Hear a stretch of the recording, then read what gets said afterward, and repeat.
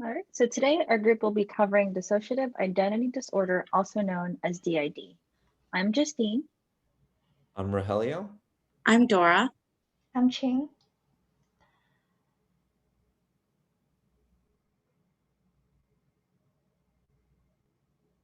So what is DID? So DID is when an individual develops one or more alternate personalities that function with or without the awareness of the person's usual personality.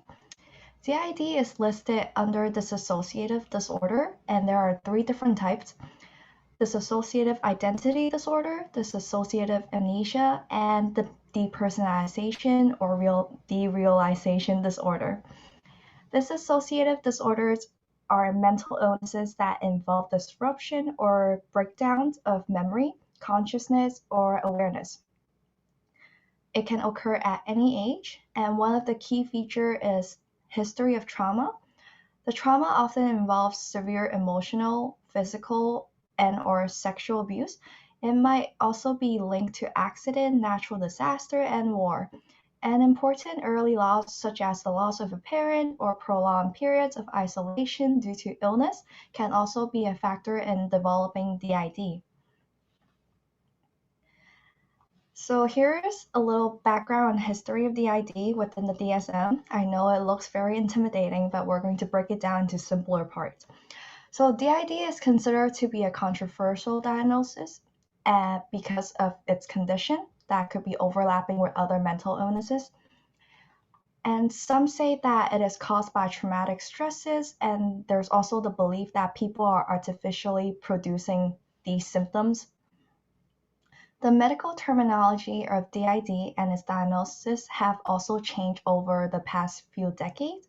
For example, in the DSM-1, it was called dissociative personality. It is defined as a type of gross personality disorganization based as neurotic disturbance, and the reaction must be differentiated from schizophrenia.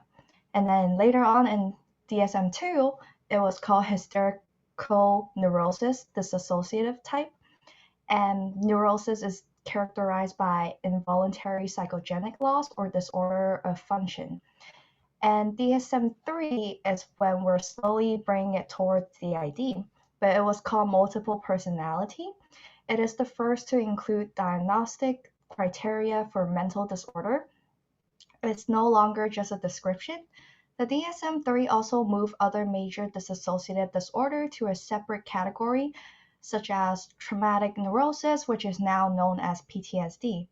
And then in DSM-3R, it is now that it's officially became a disorder, multiple personality disorder, and it included self-injury, self-harm, addiction to medication, and the term personality was defined for the first time. And in DSM-4 and DSM-5, they're very similar, but in DSM-5, they added several changes and also a new criteria, which will be discussed later on in the next slide. So basically, with all these changes in the name for the DID within the DSM, it was to emphasize that the main problem isn't the multitude of personalities, but rather the lack of single unified identity. It's to emphasize the importance of changes to the consciousness and identity rather than the personality. A person can only be diagnosed if they experience distress or difficulty in life as a result. So some of the signs and symptoms. First, we got two or more distinct identities or personality states are present, and each with its own way of perceiving, relating, and thinking about the environment and self. Second, amnesia must occur. Amnesia is defined as the gaps in the recall of everyday events, important personal information, or traumatic events. Third, the disturbance is not part of a normal culture or religious practice, so that it separates the ID from possessions. Fourth, the person must be distressed by the disorder or have trouble functioning in one or major life area because of this disorder, and that is impacting their daily occupations. Lastly, the symptom cannot be due to direct physiological effects of a substance, such as blackouts from alcohol intoxication, or a general medical condition such as complex partial seizures. One important note to take away is that not everyone experiences DID the same way.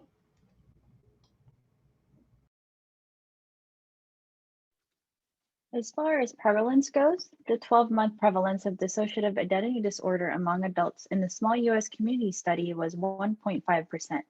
The prevalence across genders in that study was 1.6 for males and 1.4 for females. So dissociative identity disorder is associated with overwhelming experiences, traumatic events, and/or abuse occurring in childhood. Dissociation in children may generate problems with memory, concentration, attachment, and traumatic play.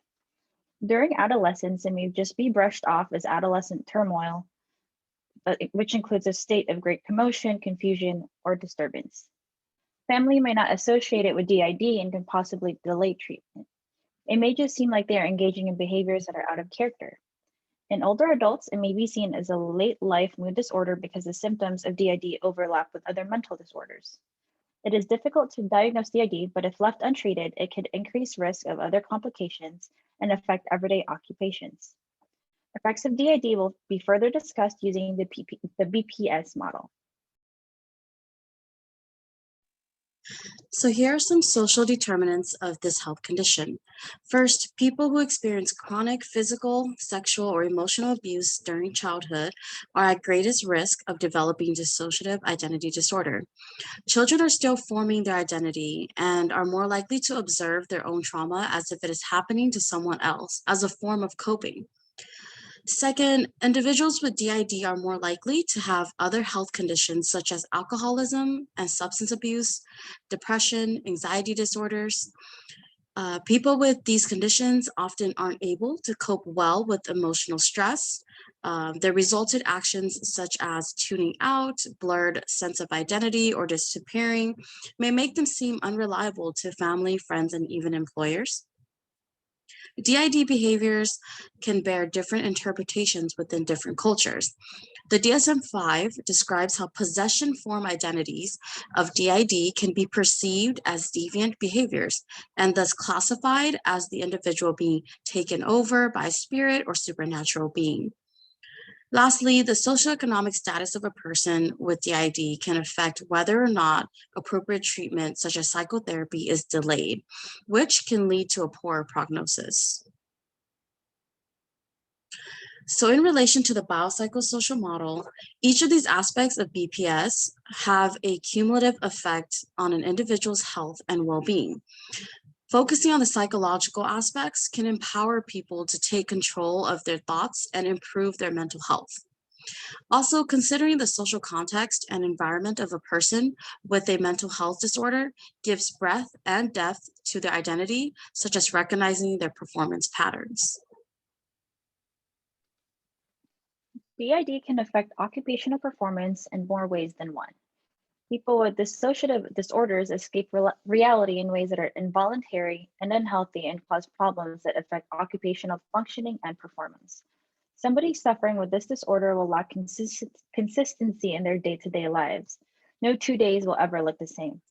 With that said, planning anything and having anything close to a structured schedule or routine will be nearly impossible. The client will not have control over their own life as they struggle to have a true grasp of reality. This condition may pose problems in their social settings, and it may also alienate friends and loved ones from being a part of their lives, especially if it goes undiagnosed and uncontrolled for a prolonged period of time. So the roles of OT, or occupational therapists, are especially beneficial for people with DID. So to begin with, OTs allow for clients to have a safe environment. So this is really important as it allows a goal achievement and socialization, which clients may originally have difficulty with. So OTs allow to set the tone with a supportive environment. They do this by being organized and engaging in occupation. Clients have a better sense of self and control.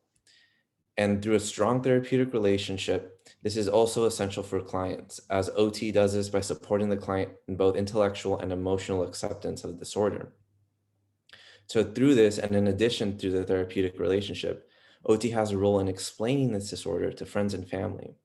This support may allow for feelings of helplessness to possibly turn into feelings of empowerment. In addition to this concept, OTs also understand the trigger points that can ultimately affect the well-being of the person. They implement consistency and routine through purposeful activities. And although there is a need for much more research, gradually occupational therapists can allow for people with DID to have thoughts and feelings that allow them to have empowerment and control in their lives. And this is a step towards a healthier living. So we have 2 discussion questions. The first discussion question: do you consider dissociative identity as a disorder or as a coping mechanism?